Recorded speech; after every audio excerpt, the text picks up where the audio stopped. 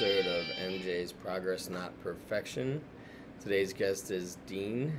Dean is an author that has written a book about a story. It's actually tagged in the description. He is Australian. You'll be able to tell right away when he starts talking. He is definitely not American. And now I can officially say that I have interviewed people all across the world and not just in the country. And that makes me pretty happy. And his story is crazy. Lots of time in jail, even as early as 14, boys' homes if he wasn't in jail, going up through the 70s and 80s. And, you know, during when heroin was going crazy around Australia, he was part of it. Just a spoiler alert, he at one point had 120 charges against him when he was arrested. And we get into all of that. Welcome to the show, Dean. You're a lucky man. You threw me off for this. I didn't know you were coming from Australia when you messaged. You're like, yeah, let me just eat breakfast and I'll get back to you. I'm like, breakfast? It's 7 o'clock at night. And then I realized it's like Queensland. I'm like, oh man, he's in Australia. Okay, cool. and you wrote a book. You're an author. Yeah, I did. I wrote a book about my life called King Hit. And what's that? So we're gonna get into your life, I guess. So you're 30 years sober. Yeah, man, I turned it around in '89. I was a heroin addict, yeah, sober, not really. I still used on and off during that time, you know. Mm-hmm. Well, so you were getting high in the '80s then in Australia. Yeah, that's correct. It was a high place to be down here. Yeah, I've heard some stories about a kingpin down somewhere down there, like a family. They basically made a TV show about this family, and the mother was running the entire heroin operation, and I can't remember if it was in Sydney or somewhere else. But it was like this whole big family ring, and they would run it out of the house and selling heroin to everybody. Do you know what I'm talking about? I'm assuming it could be the Allen family. Maybe. Was the mother running it? Yeah, from Melbourne. That sounds right. Yeah, he was one mad friggin' crazy guy. That son, you know, he was using a lot of gas, a lot of speed. Yeah, he used to have groups of addicts in his lounge room, and if he was pissed off with somebody, he'd just pull a gun out and shoot him there and then, you know. That's what I heard. I heard their house was like, from what I read or what I saw and read, it was like a fortress. Like their house, it was in the middle of the city, but it was still like a fortress. You know, like they had a big wall and a big retaining wall to keep people out.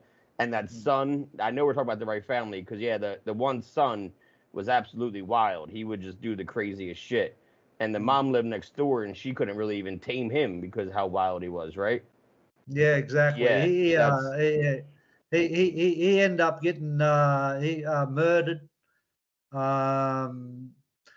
Yeah, I did some jail down there back in the day in a prison called Pentridge. Yeah, those guys down there in Melbourne, they you know, they're out there. They're crazy guys, you know. You know, Sydney, Melbourne. Yeah, they're probably the two states where you've got the out there kind of people, you know, the bigger populations, but so it kind of makes sense that you're going to have a wide variety of crazy people in those places because of population density and more drug taking, and that makes sense. I mean, yeah, because they ended up making a movie out of that, about that family, and then the TV show is big here. It's on TNT in America. It's called Animal Kingdom. So anyone that's seen the show Animal Kingdom in the States, at least, that's based off the family that we're talking about in Australia back in the 80s and 90s. You know, she was like the first matriarch of running shit back in the day. Yeah, As like you somebody got that, running things. She was one of the biggest, baddest ass woman in the world that was running the drug operation. Yeah. So when's the last time that you got high then? Well, the last time I got high would have been, heroin high would have been back in 1990 during my last prison sentence. So you were getting high in prison? That last sentence was when I changed. I ended up in a rehabilitation center in 1989 with no intentions of going there to change. My motive was to get out of jail. I was going to go back on the remand. I'd just finished 4 years in a place called Bogger Road. That was in Brisbane, and I had about 120 charges I had to face. And the DPP, the Director of Prosecution down here in Australia, they were having a jurisdiction problem where these charges had to be heard either in the Supreme Court or the District Court in Brisbane. So that other sentence had expired, and I was going to go back on the remand. And I went up to a so-called jail lawyer, and I said to him, I want out of this place. You know, I've been here for 3 years. It's a maximum security jail. I want out. And he said, bring up your criminal history, Dean, and let me have a look at it. So the next day I took up my criminal record, and he said, I'll have a look at it. Then he called me back to the fence that afternoon, and he asked me, did I have any money? And I said, I think I got about 20 cents in my property. And he said, you're going to need a lot more than 20 cents, Dean. There's not a court in this land that's going to give you bail. Look how many times you failed to appear on your record here. I said, keep trying. And he did. And he suggested to me the next day that he made bail applications previously to mine, and that he could get a possible release to a rehab. And I went back to the yard, and I was pulling cones, and I was having a yarn with me mates in jail there, and I looked around the jail, and you know, by this time I'd spent nearly 12 years locked up, you know, on and off. And I thought, fuck this. I went back to him. I thought, if I get out of here, I can run away, you know. So I went back to him. I said, do that bail application. And it was successful, and I landed in the rehab. But as I said, I didn't go there to change, and something happened there. What happened? Well, man, it was a hellhole. With my way of thinking and my feelings, and how I was conditioned prior to arriving at this place, the feeling of the environment was terrible when I arrived. I'd heard about these rehabilitations prior to that. And I knew, based on how I was living, they were full of dogs. They would give people up. They had no respect. There was no principles. To my way of thinking and conditioning, they were weak motherfuckers, you know. And I didn't like that kind of person back then, you know. When I got there, they were telling me to do this and write this, and had to go to this villa and do this. And I was thinking, nah, I'm not liking this already, you know. And it was a therapeutic community. And I don't know if you know how a therapeutic community works, but pretty much the residents help each other as far as dealing with internal issues on a day-to-day basis amongst drug addicts and their inability to to cope and manage their emotions within those environments, where it was based on confrontation and talking about your feelings and interactions and confront you on your attitudes and your behavior. And this place was just going off its head. And oh man, making you feel you know, things, making you feel your own feelings and think you're. You got it. Yeah, and yeah, exactly. How old were you at this point, too, bud? I was 26. I was nearly 27. Probably never dealt with any kind of childhood stuff or anything, right? Because that much long in addiction, you know, you never had time to really deal with any stuff from growing up or teenage years, or you're just stuffing it all down with drugs and alcohol in your teens and 20s, right? Yeah, is this the first time you're feeling things? Well, I didn't think I had a problem. Yeah, most don't.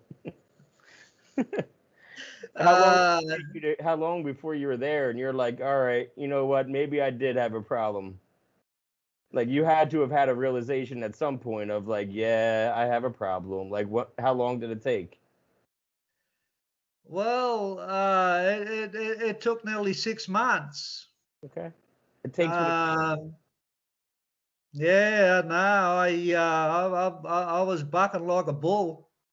Well, so if it took 6 months, that means that there usually would be like some kind of incident, like some kind of like something occurred, you know, either for you during a group therapy or you met something or somebody, but did something happen to where all of a sudden 6 months in you were changed and they're like, I'm buying into this now? Like, exactly what happened, you know, from this confrontation from sun up to sundown, you know, 7 days a week, man. And they had cardinal rules there, and one of those cardinal rules was that no violence or no threat of violence. And back in the day, like, I would just physically react to that. You know, I would have just started throwing punches, but you know, I didn't want to go back to jail, and I kind of did have enough of being in a prison environment.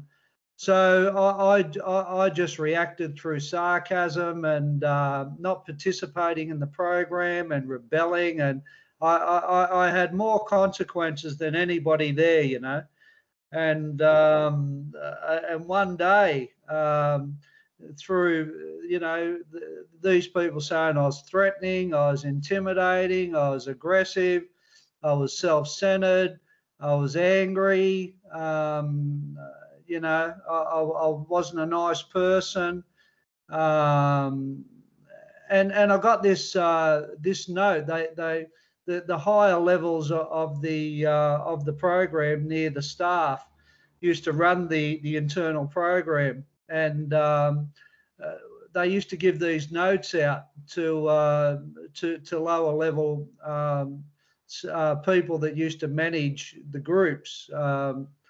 And I got this note, and after about 4 months there, it said, where do you get off intimidating, you know, other people? And they had said that to me prior to this, you know, and it was that point of the pressure after 4 months of it that I absolutely just went ballistic. We were working, digging water pipes, putting in these pipes for the villas in the rehab. And there was about 30 of us on this side, and they had picks and shovels, and I just started going mad and throwing shovels into other bloody farms. And I went up to a big tree. It was a big oak tree, and I started sparring it like I was sparring a bag, and left and rights and uppercuts, and my hands were just busted, and I'm crying, and yeah, and I dropped on my knees, you know, and the words just coming out. I'm sick of being institutionalized. I'm sick of being controlled. If it wasn't prison, it was this. And I cried, and I cried for 6 hours, man. And I couldn't stop crying. I bet it felt good though. It had to have felt good.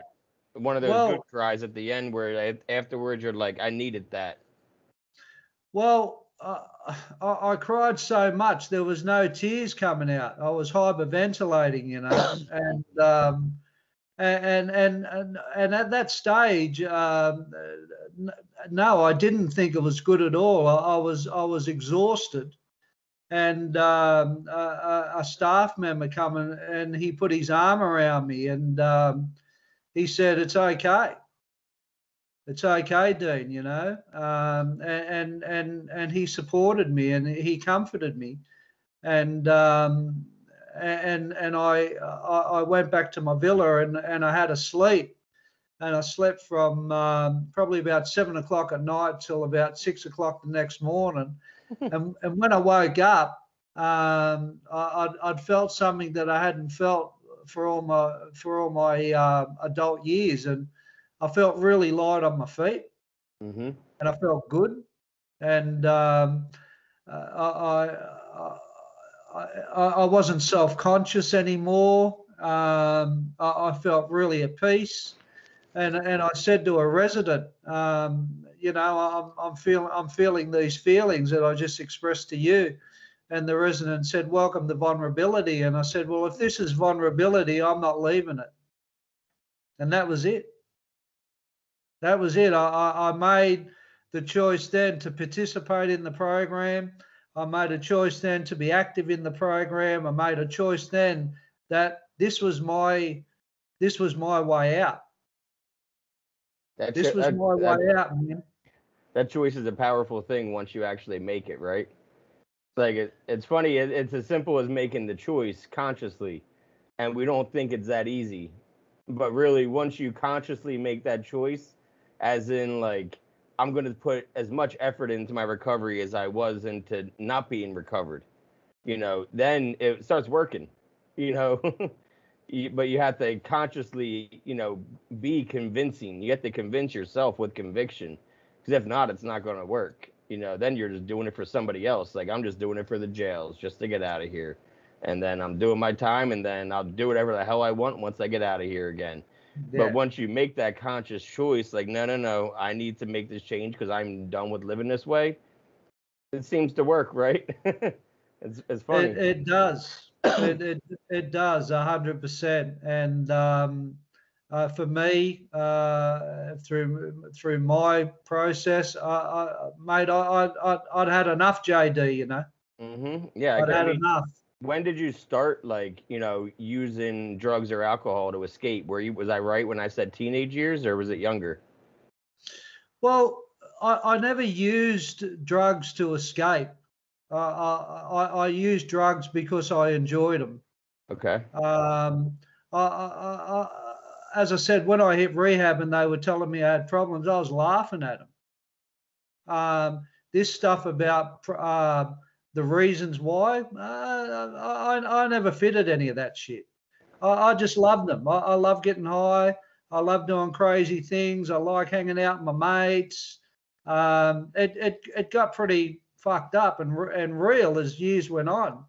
But initially, when I first started, I enjoyed it. Fun, yeah. So, I mean, it had to have gotten crazy. I mean, you said you had 120 charges on you at one point? Well, that was only that time. I was charged with a murder when I was 14. I was in a men's prison in New South Wales, in a place called Long Bay, and it got downgraded to manslaughter, and I got 5 years for it. At 14? I'd been 14, yeah. But I'd been in boys' homes prior to that. So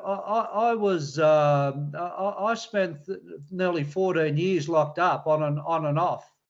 So you were already institutionalized before you even like had a chance. If you were in and out of boys' homes, you know, at a young age, right? Yeah. And that's basically like being like institutionalized already. I'm not sure what boys' homes look like, you know, out in Australia, but I know what boys' homes look like in the 70s. I'm assuming you mean the 70s. what in the 70s what they look like here, and it's basically like juvie but with more restrictions from what it was Exactly. here. Exactly. But just coming back to problems, when I've realised the feeling of feeling good and vulnerability, I started exploring my internal dialogue and how I was feeling. And there was a shitload of problems in there, JD. There were so many problems in there. It was like I was looking at Everest. Give you plenty of time to work on all of them, huh? If it takes that long to climb it, you have plenty of time to work on them, man. Oh man, I was nowhere near base camp. Were you going through like a 12-step program? Well, the program did have that content in it. Well, I wasn't sure if you were looking back. Like, I know it was alarming when I first looked at my step 4, my list of my resentments, and it was like a lot against myself, mostly a lot against myself. And that was like an Everest for me, was reading that off to my sponsor, the first time when I did my 5th step, when I was reading off my step 4. And I'm like, wow, I don't like myself too much, I guess. Well, yeah, and that was my main problem. I hated myself. I hated the way I looked. I used to think I was an alien. I used to think I was so ugly. I had this image thing it was like when I was 16 in the boys' home, finishing that sentence for the manslaughter. I just started getting all these voices coming to me where I was ugly. I just really started becoming self-conscious. And, my father used to tell me I was ugly as a kid. And, when you're a kid, your peers say, you ugly bastard, or this about you, or this about you. And some people are okay with that, JD. It's like water off the duck's back. But some of it started really, going deep into the soul. Yeah, when it's coming from your father or your mother, they're supposed to be the ones that love you unconditionally, whether you're ugly or not. They're not supposed to say it. It's the friends that you expect it. You're just busting balls. You're going back and forth. Yeah, you're ugly, you're fat, whatever. You go back and forth. Yeah. But your mom and your dad, that's supposed to be your protector. So that's what, I find. I talk to a lot of addicts, doing this or in person. And I find, like, I'm fortunate. I came from great parents. But I find a lot of people, it started with being put down at an early age from either the mother or the father, and then wanting to rebel against them, like an "I'll show you" kind of thing. Like, you don't like me for this, well, I'll show you, and that's just something I've noticed with like patterns, when it comes to how long was your dad even in your life early on then, if he was putting you on boys' homes? Well, he wasn't putting me on boys' homes. My behaviour, the courts were putting me in there because I was stealing push bikes. But when you're stealing as a kid, it's for attention that you're not getting at home from your parents. Let's be real. Well, you just summed it up, man. All the above what you just said about my parents, my behaviour. I'll show you. Yeah, spite. Spite grows. And man, didn't I show them? Man, I took it to the extreme. Yeah, addicts like to. Was your father an alcoholic, like a heavy drinker? He was. And any drugs with your mom or anything, or just like your dad? She drank also. Okay. So you were really seeing it, at an early age. And I would imagine it's funny because a lot of people tell me they see it and then they hate it and then they become it. Is that your story? Not really. When I seen it, JD, I didn't rationalize it. I didn't know any better.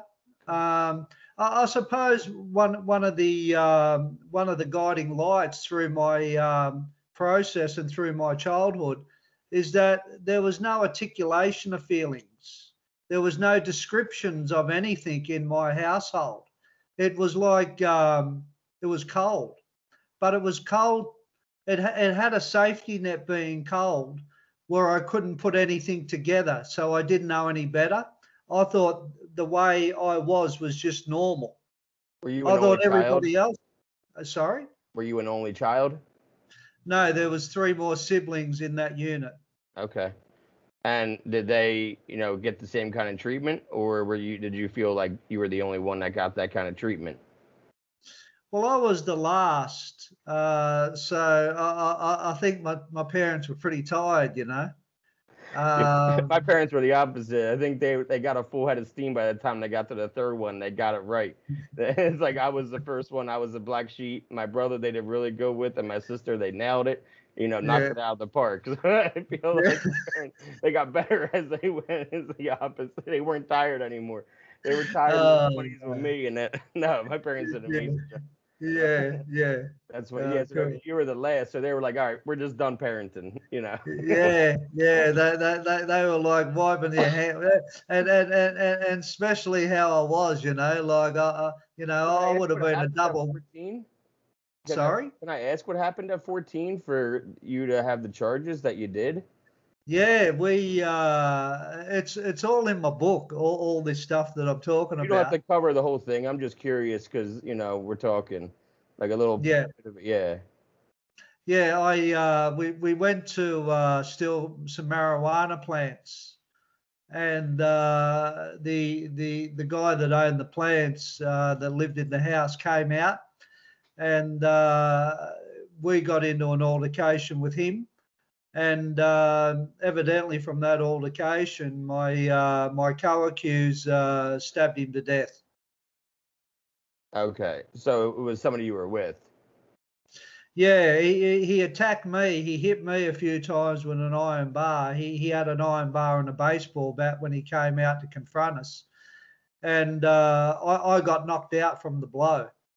Okay, so that would make sense that you got manslaughter and not, murder, because it wasn't you that actually stabbed him.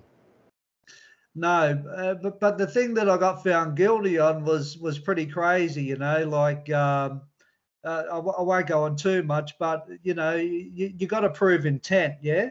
Mm-hmm. The prosecution had to prove intent, and when I was being interviewed, I told the police that that my co-accused pulled out a knife, and he told me he had the knife to cut the plants because they were so big. I knew they were big because there was kids prior to this that got caught by these guys, and they absolutely flogged the shit out of these kids. And so I had all knowledge about this backyard and the plants and how it was set up. So the police said, "What did he say when he had the knife?" And I said, he said if anybody was going to come out, he was going to kill him. And then he laughed. And in my world, I used to hear that on a day-to-day basis. Somebody say, "I'm going to kill this person. I'm going to kill this motherfucker," but it never happened.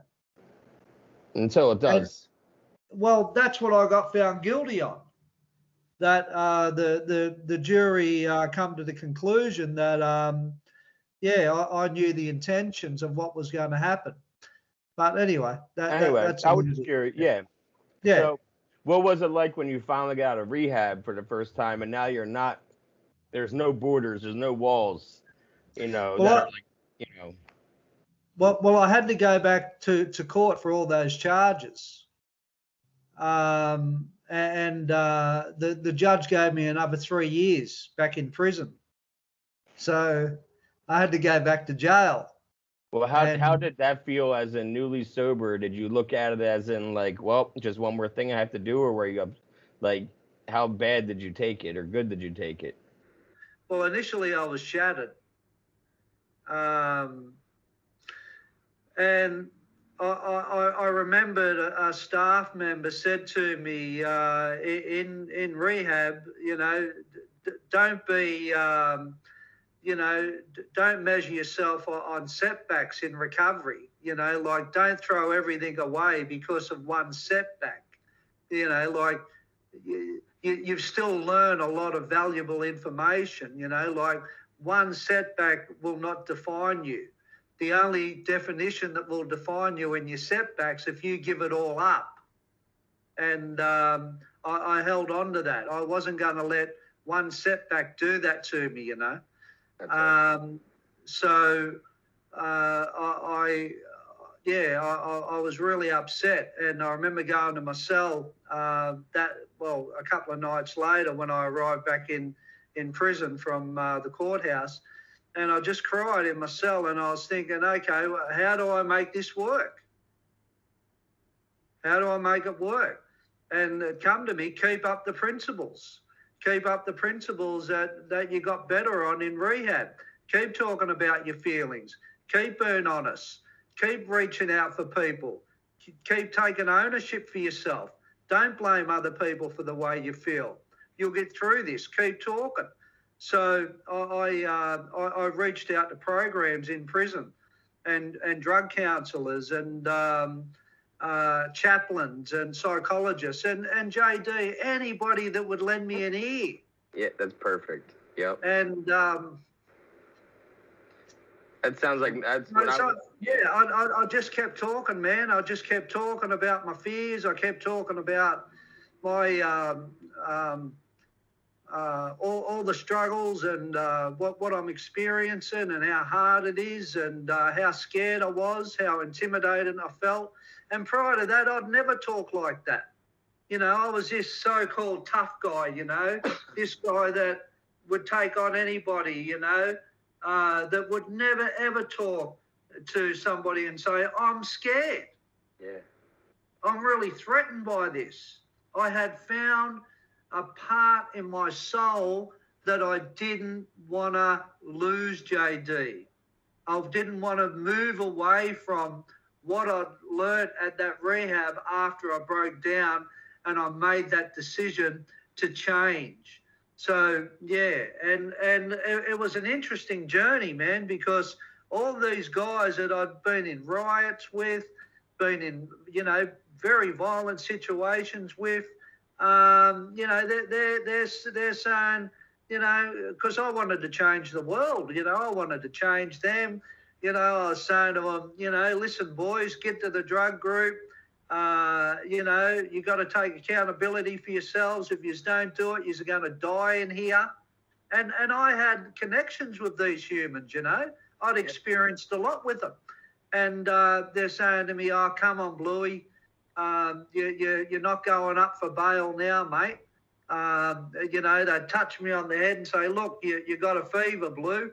You're sick. And I'd say, mate, I'm not sick. I've changed, man.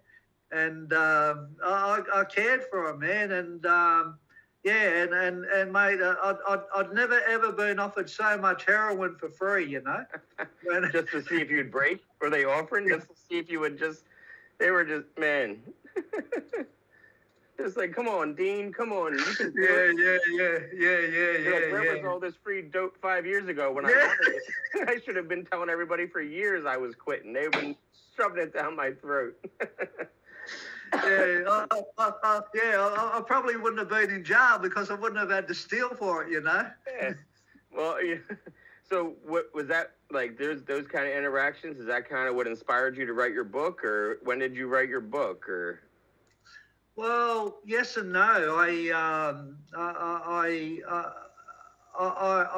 knew after a period of time of commitment to recovery, in respect to changing my attitude, that's all my recovery was about.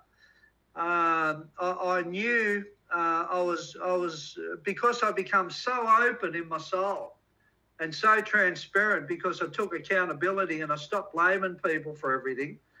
All this other stuff started coming into me. You know, I was going to be a multi-millionaire, and I'd never had a job in my life, JD. I'd never worked, man. I had no formal education. And I started telling people, I'm going to be a millionaire. And they said, oh, come on, Blue, you know. They used to call me the compound counsellor. You know, we know you've we know you've changed, but come on, mate. You're taking it a little bit extreme now. Millionaire? How are you going to be a millionaire? I said, I don't know how it's going to happen. I said, I just know it's going to happen. And then I'd start coming up with these analogies. I'd start saying things to him. There's a guy down here in Australia. He's dead now. His name was Kerry Packer. They own a lot of media, Channel 9, and he's got a son that had casinos in Vegas. His name is James Packer, and also through Taiwan and through China, he got into casinos. But his father was a very rich man, and I'd say to these guys, what's the difference between me and Kerry Packer? If I cut him with a knife, he's going to bleed like me, yeah? And they'd go, yeah. I'd go, well, the only difference between me and him is that he's got knowledge that I haven't got yet. So being open, JD, I become that open. I knew that I could receive the knowledge to help me become this millionaire. I had the motivation. I had the drive.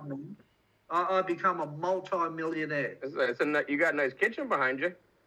Yeah. That's a nice appliance. I used to sell appliances, back in the day, so I know there's some nice appliances behind you.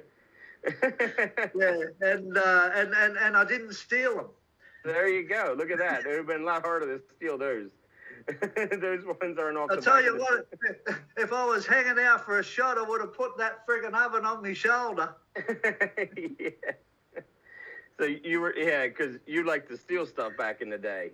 Is that what it was? Yeah, if it wasn't bolted down, it'd be in my hand, How many of those 120 charges were theft?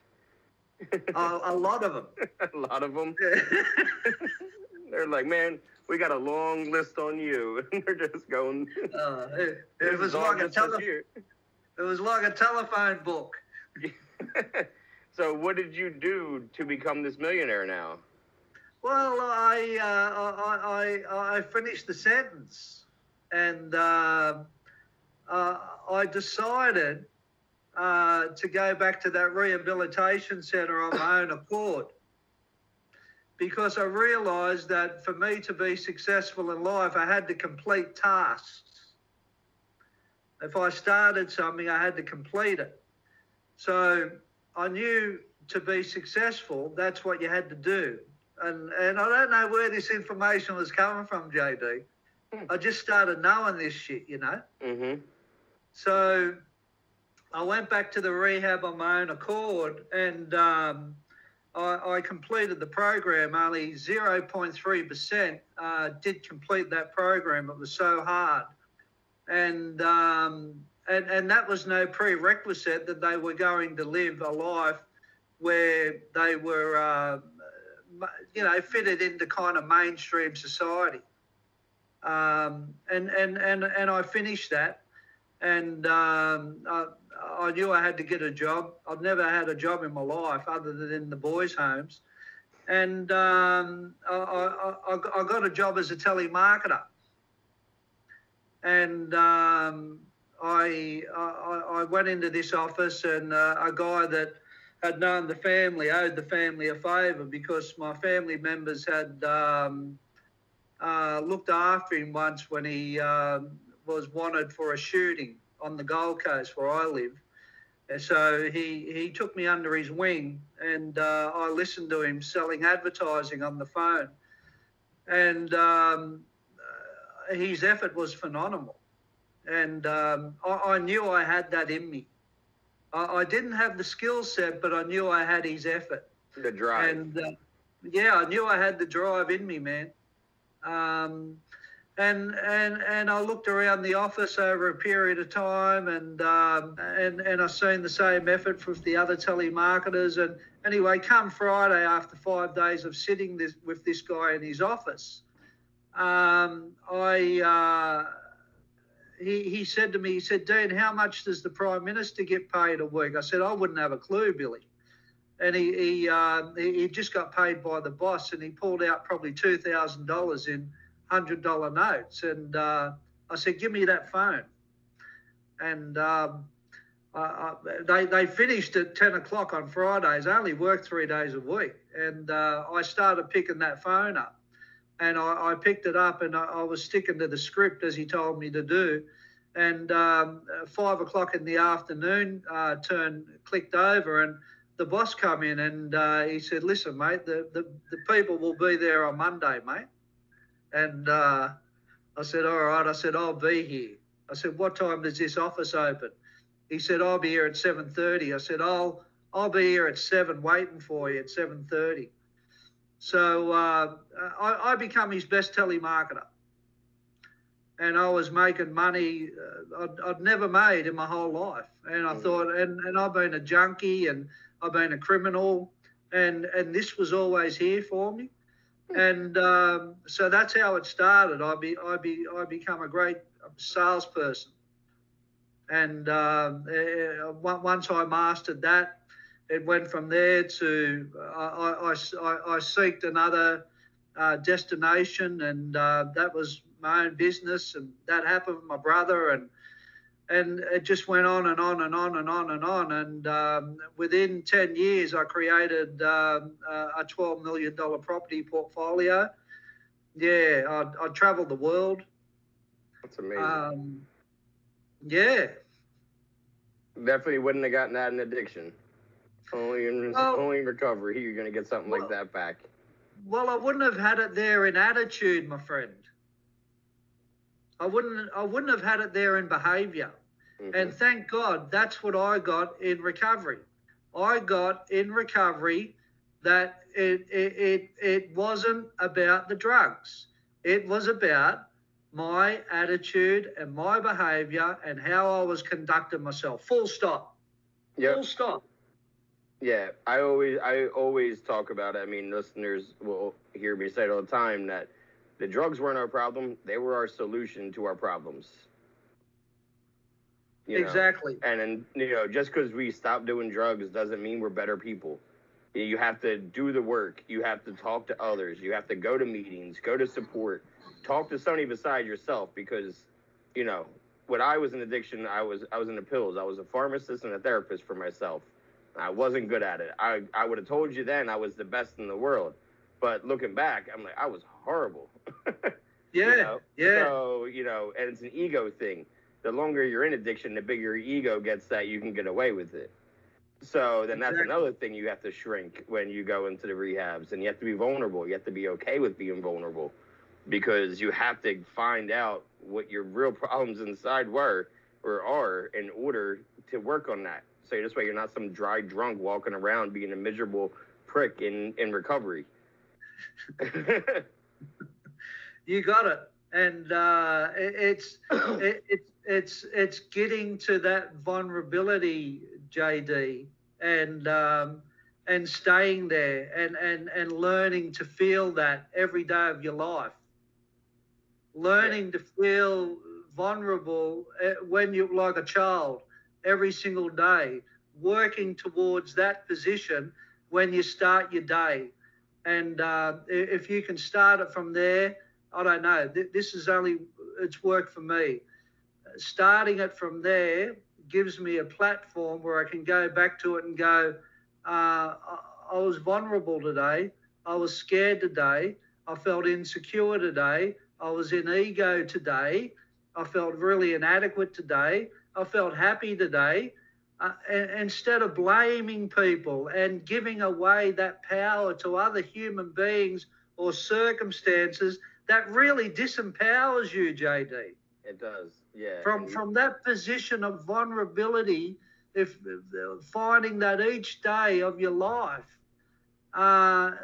it's a great springboard to get to know thyself again.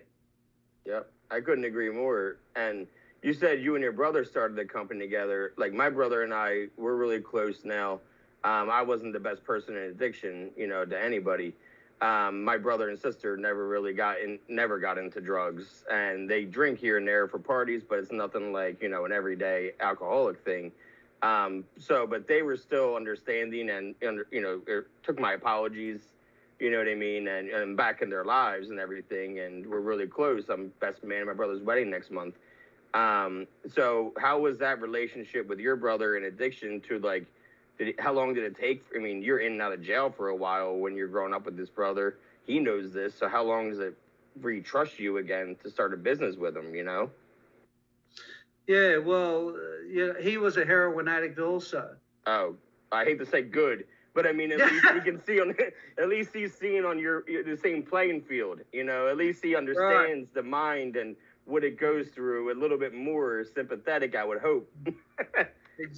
Exactly. Yeah. So, as a matter of fact, he was still using off and on when we started the business, and I had to tell him, you know, if you don't do something about your problem, we're, you know, hasta la vista, baby. I'm out of here, you know. So he went into rehab. It was in 1994 that he entered a rehab. It's just around the corner from where I live, actually, here on the Gold Coast. And, you know, kudos to him because he changed his life and he made the effort. And so, yeah. That's good then. You could help him. You could help, you know, your older brother get out of it. And I'm sure seeing you, you know, turning it around was an inspiration to, you know, see him like, well, if he can do it, I can do it. You know, that kind of mentality, you know, like if I know how bad off he was, I should be able to get myself out of this mess too. Well, that's the thing. You know, I think I did become a shining light. From this point of view also, that what I had learned about my behaviour and attitude and all the problems that I identified that I did have later in life, I wanted to tell the world about it. I had no problem expressing to people about what I had been through, what I had overcome, because I was really proud of myself. You know, I was really proud. Oh, I know. That, yeah. That I turned it around, JD, you know. And on top of that, mate, I wasn't in prison anymore, mate. And I was connecting with people and I was getting close and I liked it. So, you know, the example that I had become did have an impact because I wanted to share it with everybody. You know, I think the problem sometimes in a recovery that, you know, addicts think that they're different to everybody else. Well, they are, but they're different in a really positive aspect. But it's how you see that. If you can use your experiences as optimism of overcoming and showing other people that, yes, I have fucked up. Yes, I have had problems.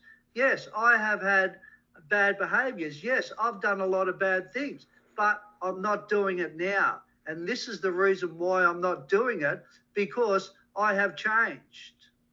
Yep. And I remember I was doing NA after I finished rehab, and the director of that rehabilitation centre, she went out into private practice.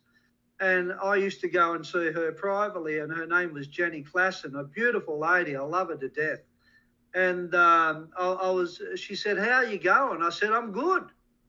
I'm good, man." She said, "That's great." I said, "I'm going NA and, you know, things are good." And hey, JD, NA, all good shit, bro. Mm-hmm. Anything that's going to help people, all good, man. But she said, "Dean, do you really think that you need NA?" I said, "Well, I can relate to people there." She said, "You don't think you can relate to normal people?" I said, "Yeah." She said, "Well, what's wrong with you talking about your feelings to people that's never been to places where you've been?"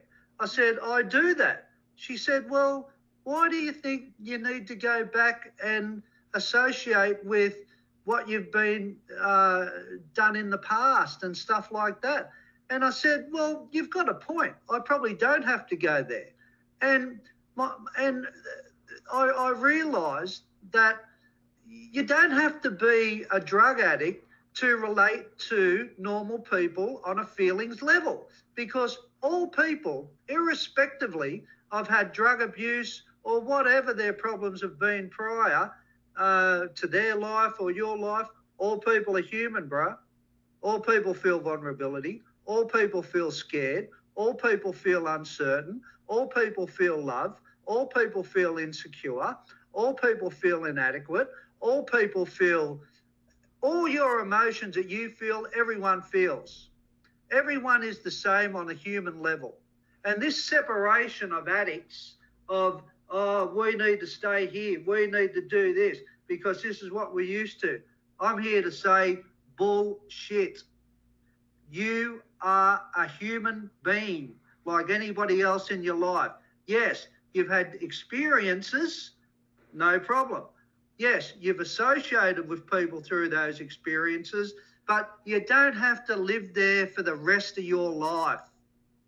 Yeah, you would actually probably like where we're at. We do mental health meetings, mental health check-ins, where you can come here and talk. You know, we have them twice a day, every day, 7 days a week.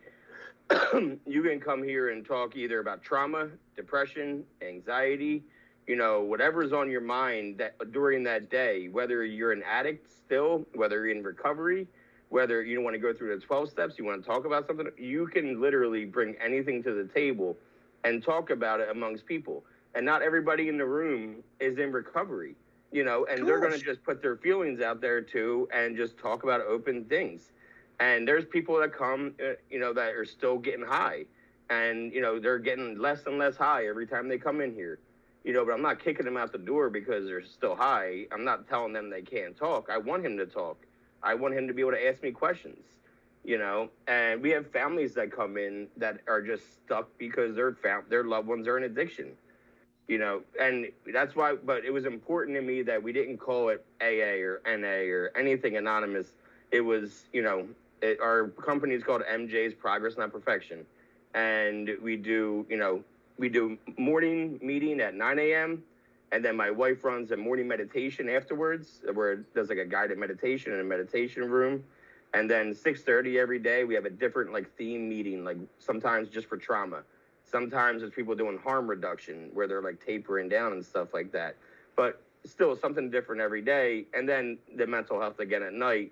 This way, if you can't make the morning, you can make the night or you can make both. But either way, like come in and talk about your day. How was your day? You know, powerful, man, powerful shit. Yeah, so powerful stuff. And because I loved, you know, I took all my favorite things from AA and NA because I went to both. I went through the steps in AA, and you know, I had an amazing experience going through the steps.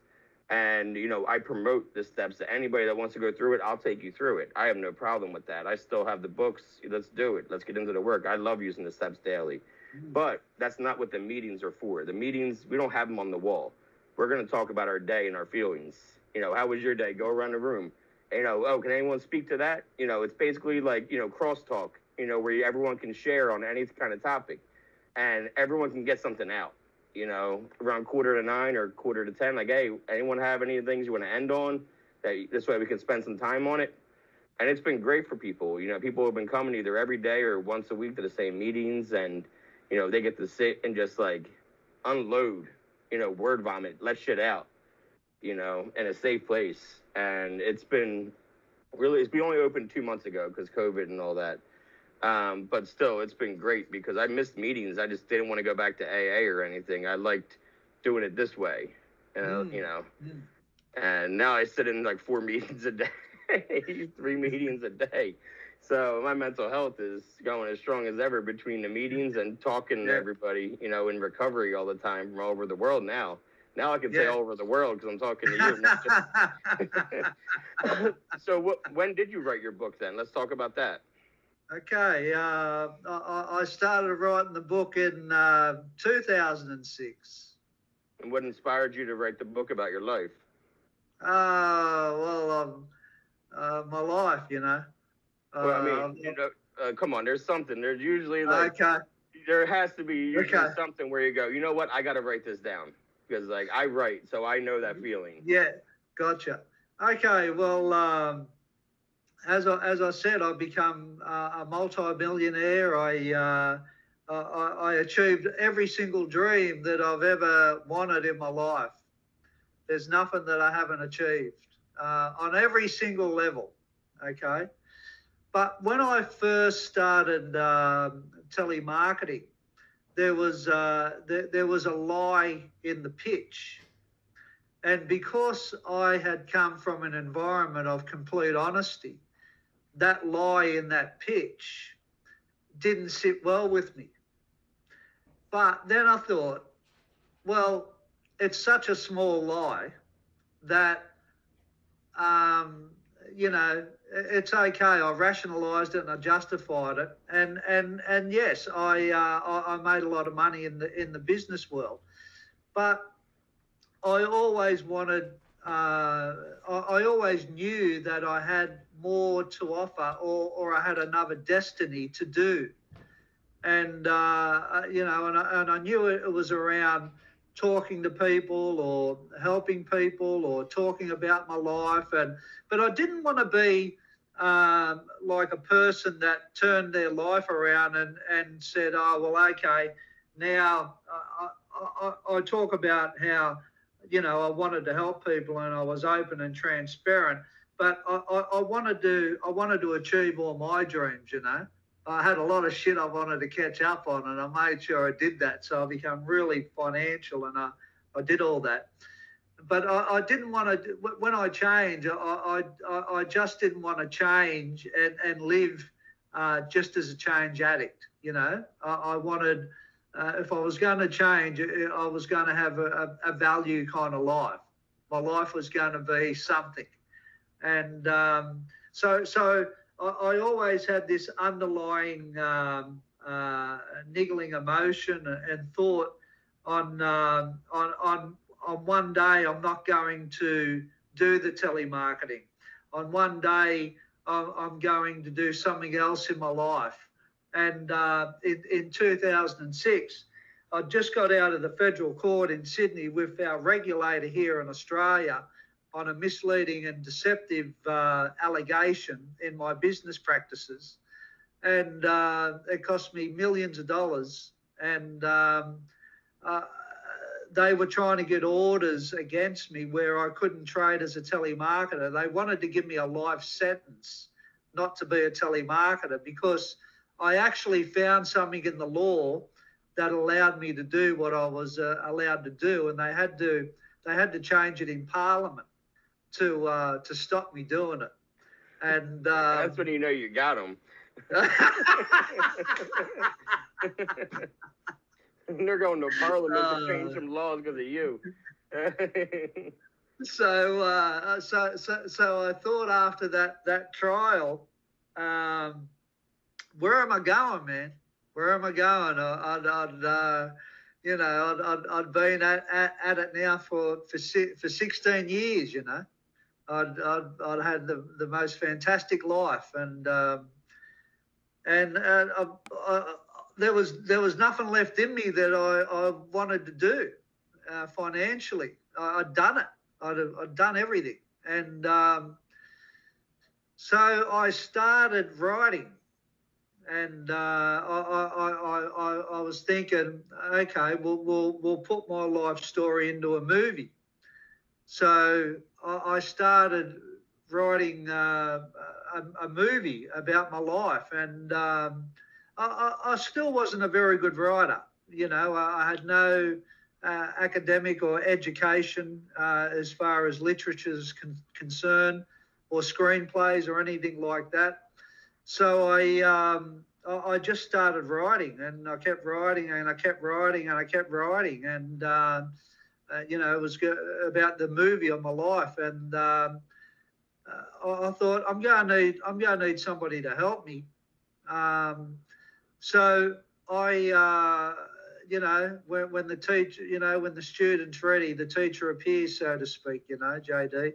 Mm-hmm. And so I see this article of a festival in a place called Byron Bay here in northern New South Wales, and it was the Byron Bay Writers Festival. Now, as I said, I'm writing a movie, but I decided to go to this festival.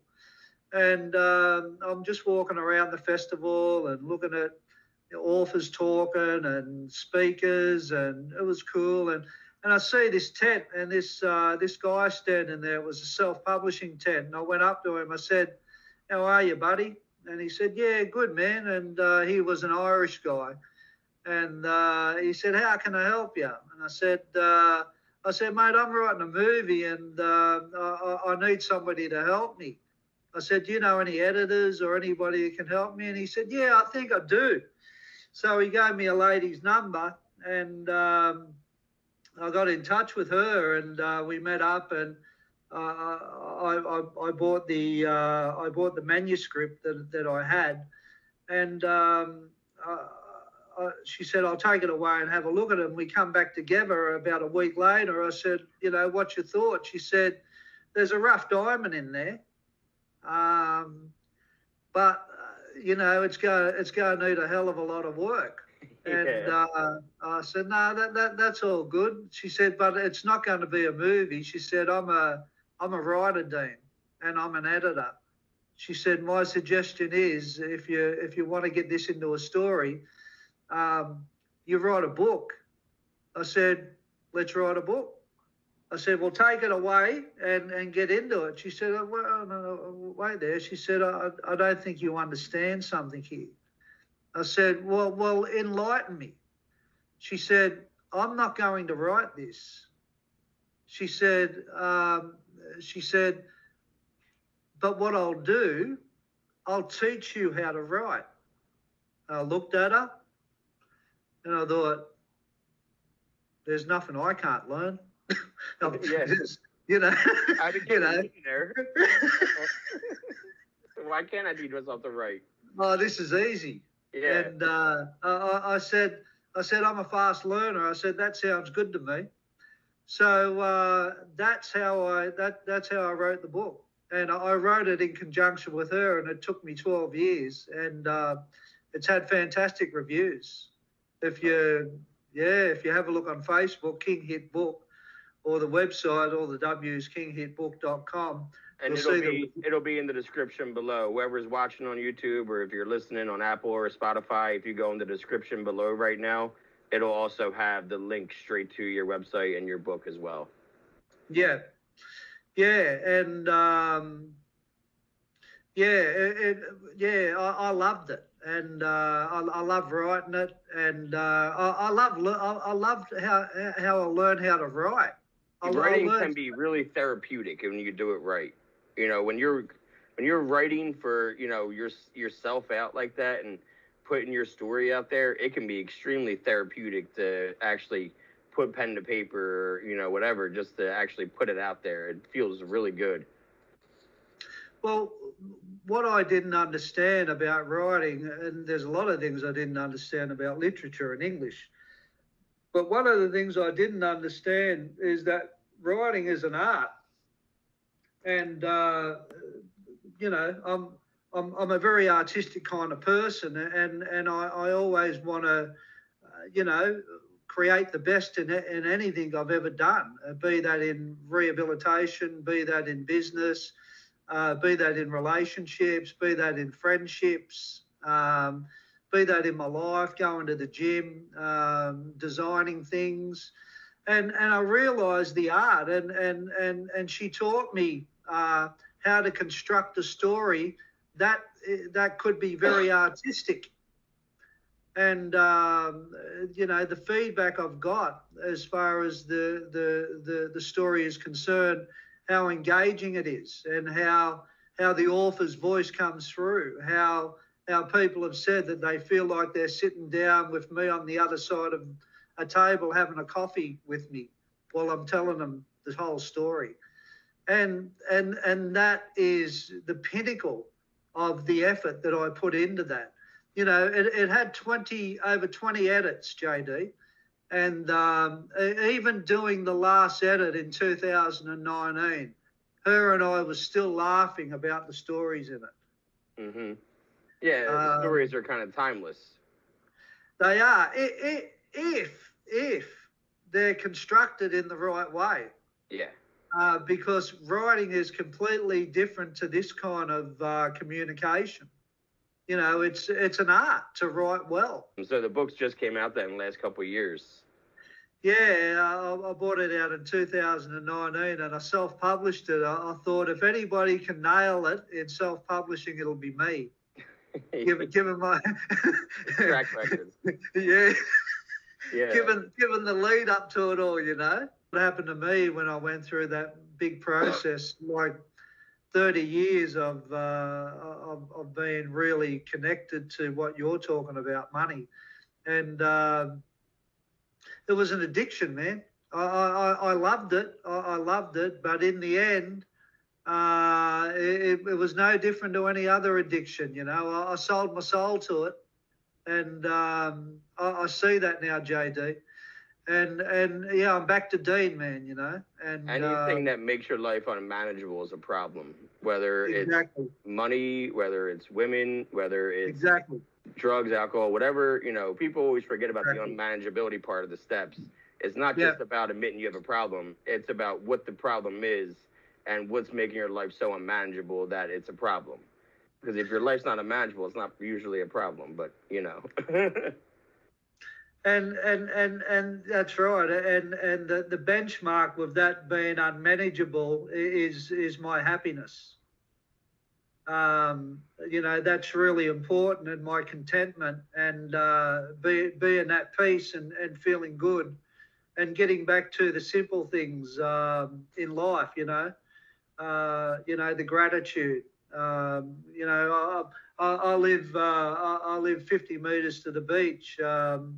You know, the walks on the beach, time with my children, going to the gym, having a laugh, having a yarn like this, you know, just cruising, man, you know. And there's a lot to be grateful for. Well, for me, there is, you know.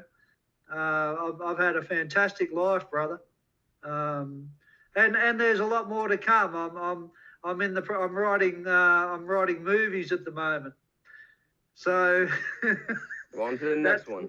That's the next one, and you know, it's going to be Netflix. It's good stuff that I'm doing, man. It's really good, and a lot more detail than the book.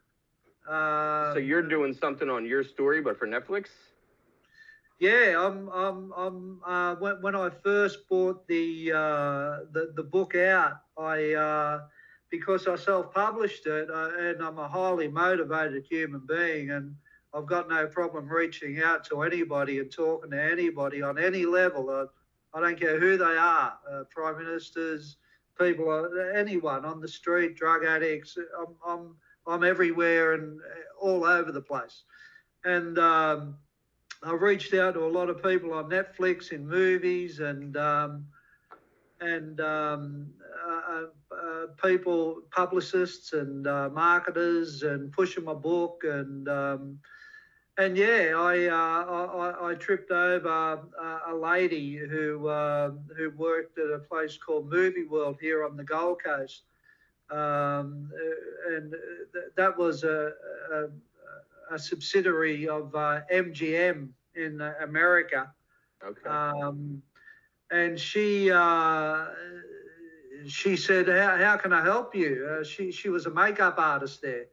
And I said, I'm going to make a movie one day, and I'm looking for producers and production companies and people to support me. And she said, what's in it for me? And I said, well, to tell you the truth, I haven't got much to offer you other than when I do kick it and when I do create it, I won't forget you. And I won't. And I'll give her something very attractive when this happens. And she said, well, let me read this story. And so I sent her the ebook, and she got back in touch with me, and she said, that's one of the best stories I've ever read. She said, that's fantastic. She said, what a story. And she said, I'm going to give you a contact. She said, there's a lot of cowboys in this industry, Dean. She said, but this guy is the real deal. And she gave me a contact, and he is the real deal. and he read the book, and he said it's got everything in it. He said write the script, Dean, and so that was a process writing it, and I'm still writing it, and it looks like it's going to be it's going to have episodes. It's going to be in series because it's too big, JD. The story is huge, man. It's huge. And if you want to get the characters right, you need the miniseries. Yeah. You know, because it seems like you're the kind of person that you care about the details, or else it wouldn't have taken you 20 edits in 12 years. Right. If you care about the details, that means you care about the character developments, which means there's no way you can do an hour, 90 to 120-minute movie. You need like 8 hours, which is like, usually it's a page a minute. You know that. So, like, you need that time, like, to fill in that script and to be able to, like, make it into what you want it to be and tell your story. That's awesome. And it's a lot different writing a screenplay. Are you the kind that, you like to write the dialogue as you go, or do you set up the scene and then go back?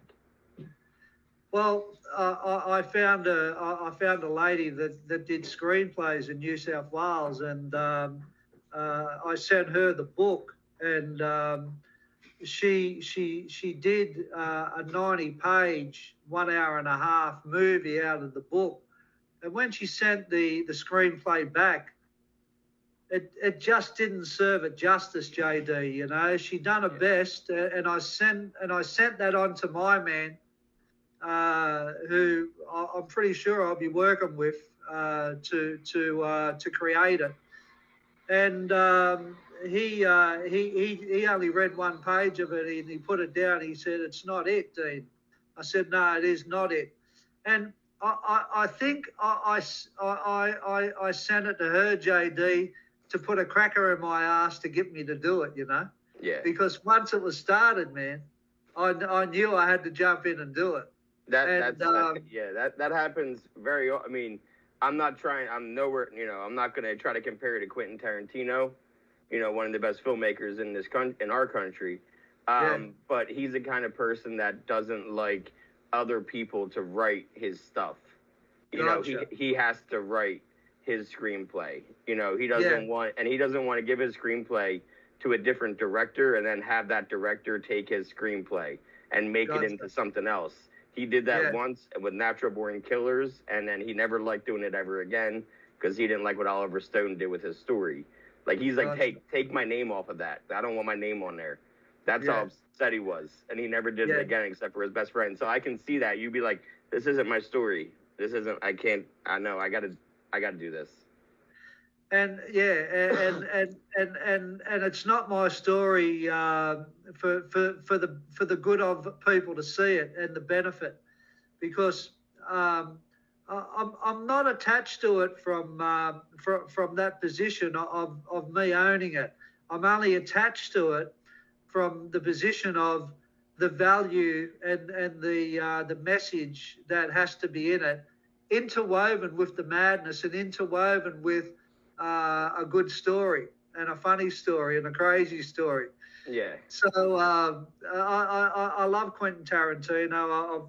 I've seen, I love Reservoir Dogs. I love Pulp Fiction. He's really famous down here, man. Oh, and, good. He's the man down here too. Yeah. And well, you guys are all, you're an island of criminals. Like, you guys were like the jail for England. Right? That's where England sent all their, and then all of a sudden you're just an island full of criminals coming up. It's amazing what a colony can do. Yeah, like, not a lot of people know about that. I forget, I was telling somebody recently, and we were talking about Australia, and I said, it was their jail, right? And they're like, what are you talking about? That's what I did. Like, it was England's jail. Like, when you were bad in England, they set you off down to Australia, and that was your jail. And then all of a sudden they started colonizing, and then they became their own country. But, like, they were all criminals that came up together, kind of like how we were a bunch of criminals fighting the English back in the 1700s. Exactly. Australia did the same shit. You fought back, but you guys were all criminals, like, binding together, fighting back to take over your country. I think that shit's hilarious.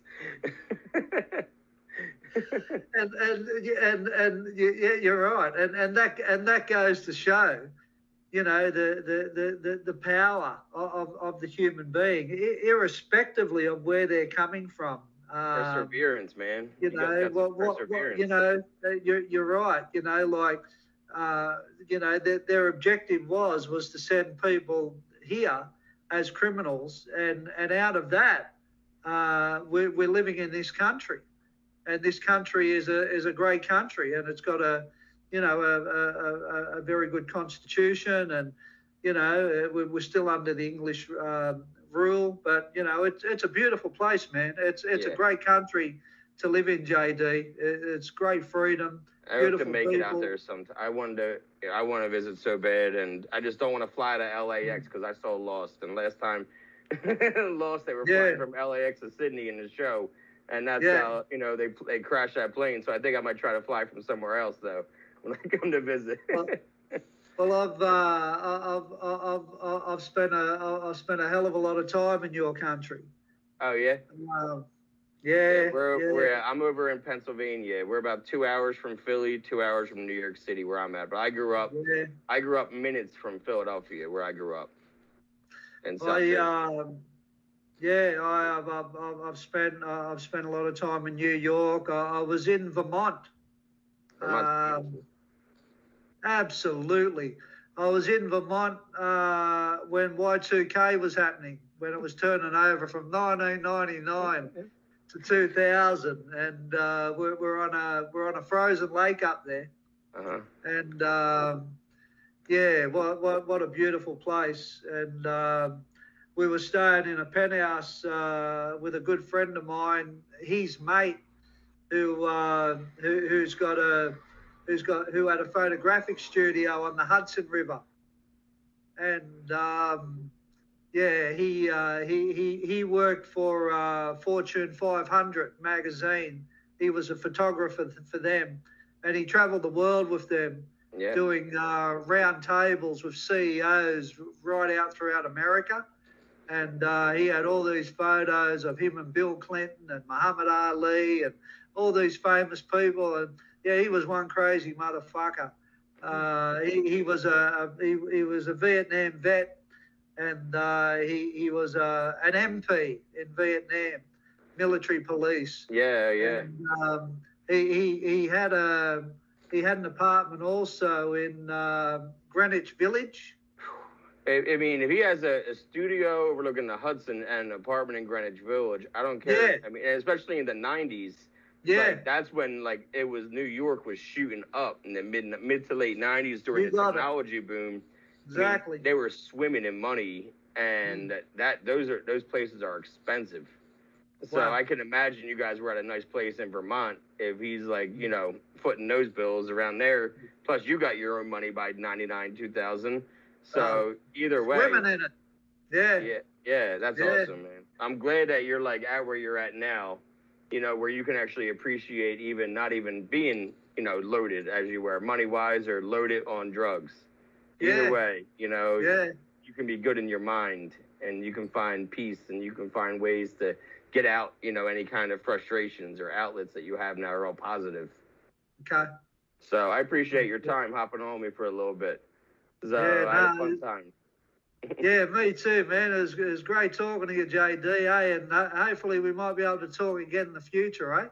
Oh, yeah, for sure, man. I'll be here. Keep the heart open, man. The more open you are and the more responsibility you take for your thoughts and feelings and behaviour, mate, you can bring in anything, JD. I couldn't agree more.